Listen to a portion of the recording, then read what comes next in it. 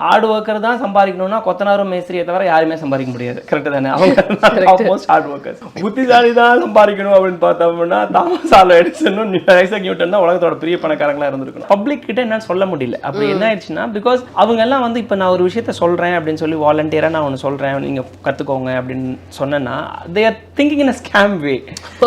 They are thinking in a scam. இவன் ஏதோ ஒன்று நம்மளை ட்ராப் பண்ண பார்க்குறான்றாங்க. I tried couple of times and I felt it's useless. சரி ஓகே, இது வந்து அவங்களா வராத வரைக்கும் நான் வந்து போகிறதோ வைக்கிறதோ பாயிண்ட் இல்லாமல் இருக்குன்றது ஆங்கிளில் ஒன்று. ஃப்ரீமந்தரில் இந்த ஃபைவர் அந்த மாதிரியான வெப்சைட்ஸ் எல்லாம் வந்து இருக்குது. அது வந்து it's kind of a skill based. அதாவது நீங்கள் எனக்கு ஒரு லோகோ டிசைன்ஸ் பண்ணணும், எனக்கு ஒரு எடிட்டிங் பண்ணி கொடுக்கணும், இந்த மாதிரி லைக் ஃப்ரீலான்சிங் ஒர்க்ஸ்ன்னு சொல்கிறோம். நீங்கள் டீப்பாக போய் பார்த்தீங்கன்னு வச்சுக்கோங்களேன், யூ ஹாவ் 100 ஜாப்ஸ் இருக்கு அப்படின்னு நினைச்சீங்கன்னா அதுல 90% ஜாப்ஸ் வந்து it is handled by Pakistanis. It is handled by Pakistanis and Bangladesh, and couple of Indians are here and there. Since we have a lot of engineering colleges, we may produce a lot of engineers. So அப்ப இந்த people are still there.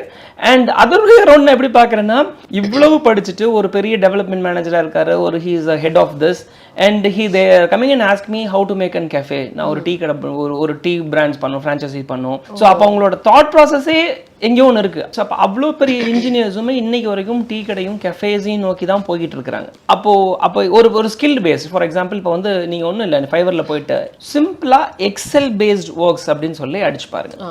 ஒரு PPT நான் ஒரு dashboard பண்ணி தரேன், ஒரு VBA சின்ன program எழுதி தரேன், எனக்கு ஒரு ஒர்க்கை வந்து இது பண்ணி தரதுக்கு, ஒரு மார்க்கெட்டிங் பிளான் எழுதி தரதுக்கு, இந்த மாதிரி நிறைய maybe lakhs and lakhs of jobs are available and the people are using that. இருக்காங்க சார், இப்போ எனக்கு அந்த ஸ்கில் செட்லாம் இல்லை சார், நான் எப்படி வந்து how do I get into this அப்படின்ற ஆங்கிள்ஸில் சில பேர் கேட்குறாங்கன்னு வச்சுக்கோங்களேன். இதுக்கு நான் சிம்பிளாக ஒரு ஆன்சர் சொல்கிறேன். இஃப் யூ ஜஸ்ட் ஏதோ ஒரு பர்டிகுலர் நிச் எடுத்துக்கோங்க, அதை வந்து கூகுள் பண்ணுங்க, படிங்க, அது மட்டும் படிங்க, வேற எல்லாத்தையும் படிங்க. What is Excel, what is கூகுள்லாம் படிக்க வேண்டாம், ஏதோ ஒன்று எடுத்து படிங்க. ஒரு வாரம் படிங்க, ஒரு மாதம் படிங்க, 2 மாதம் படிங்க.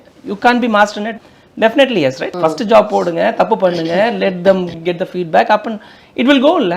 Exactly. It will go இல்ல. ஸோ அப்போ அந்த கல்ச்சர் தான் நம்ம இப்போ எனக்கு தெரியலன்றதை தாண்டி நீ தெரிஞ்சுக்கலன்றதை தான் நான் பார்க்க. பேசிக்காக சொல்லணும்னா ஒரு டீ கடை ஆரம்பிக்கிறது வந்து நிறைய பேரோட எய்மா இருக்கு. இன்னும் சொல்லப்போனால் அதுக்கான ஃப்ரான்ச்சைசி டெய்லியுமே டெவலப் ஆகிட்டு இருக்கு. ஸோ நீங்கள் அது ஏன் பண்ணக்கூடாதுன்ற ஒரு ரீசன் கண்டிப்பாக வச்சிருப்பீங்க.